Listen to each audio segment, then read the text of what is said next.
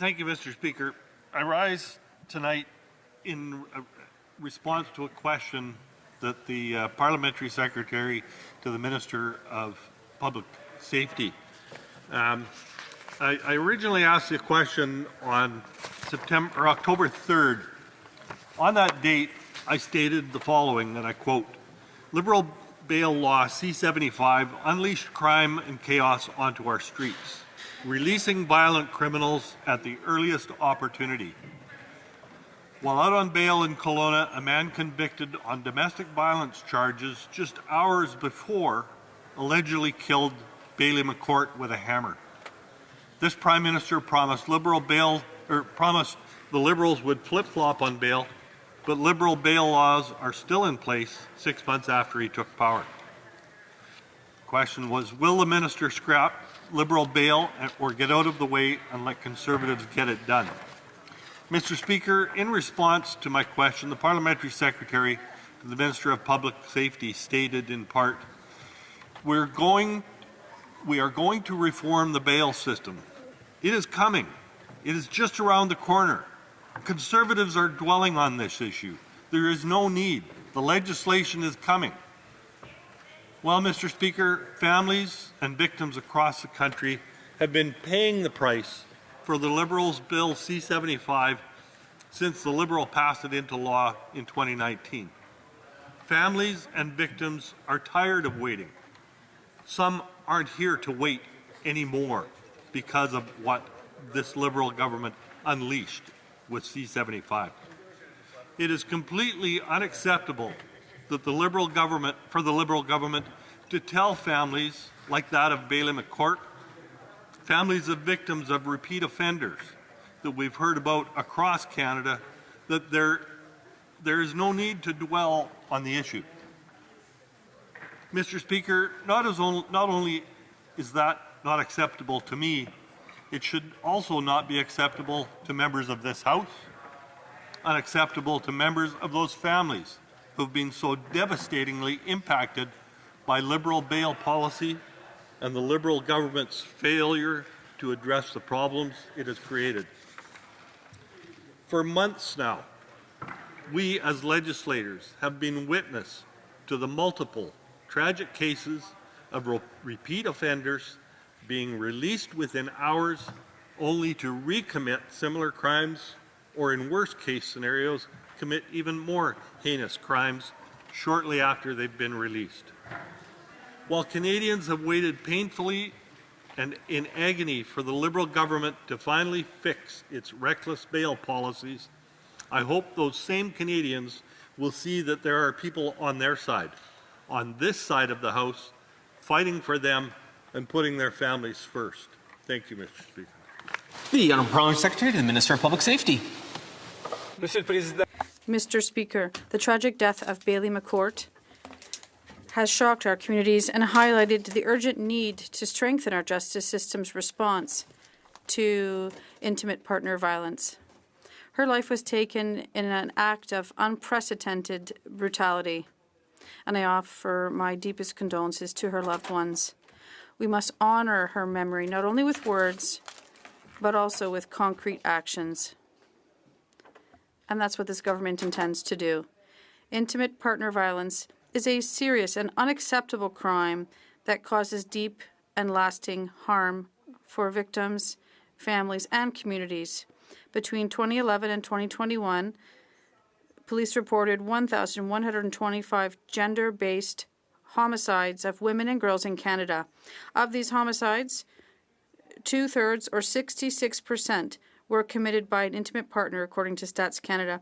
And these figures are not just data. They represent lost lives, broken families, and human tragedies that demand a strong and coordinated response. And it's precisely for this reason that the government has taken action. In 2019, through Bill C-75, the government strengthened bail provisions in cases of intimate partner violence. And this legislation introduced a reversal of the burden of proof at the bail stage for anyone charged with a violent offence against an intimate partner who has previously been convicted of such an offence.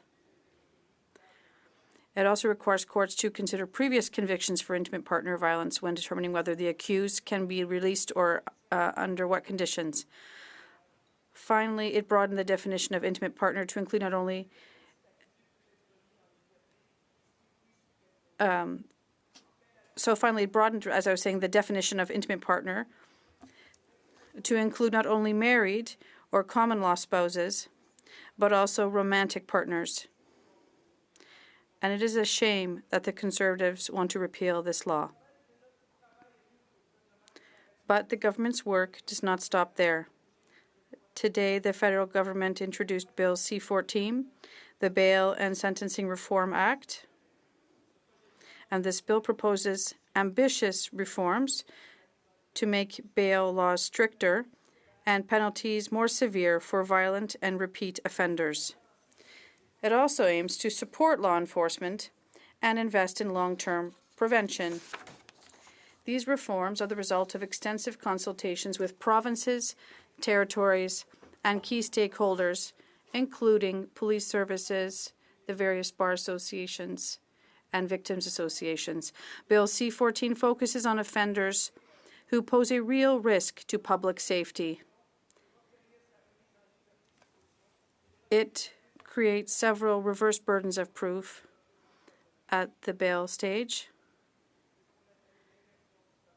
including for certain offenses where the accused has been strangled, suffocated, or attempted to suffocate the victim. When considering release, police officers would be required to refuse release if it is contrary to the public interest or if detention is necessary to protect victims or witnesses. Courts would also have to consider specific factors, such as whether the violence was random or unprovoked, and whether there are pending charges. Mr. Speaker, the death of Bailey McCourt is a cruel reminder that behind every court case is a family and a community forever marked by a loss. Shoshuap, Central Rockies. Thank you, Mr. Speaker. Still really no answer. At least the member is recognizing that there is a problem and that there has been a real risk to public safety. But that real risk to public safety has been this Liberal government. Victims have waited through multiple parliaments, multiple years, to get something restored in the way of keeping violent and repeat offenders behind bars. There's no reason that they should have had to wait this long. Violent crime is up 50%. Extortion skyrocketed 330%.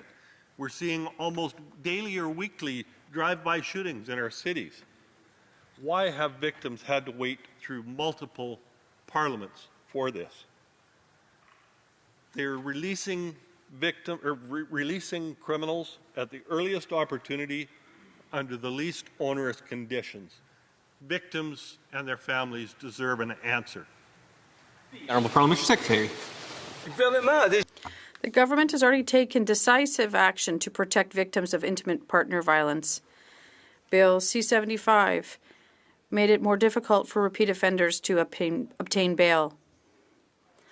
And with Bill C-48, it requires anyone who has been convicted of an intimate partner violence to demonstrate why they should be released, even if they have been granted an absolute discharge.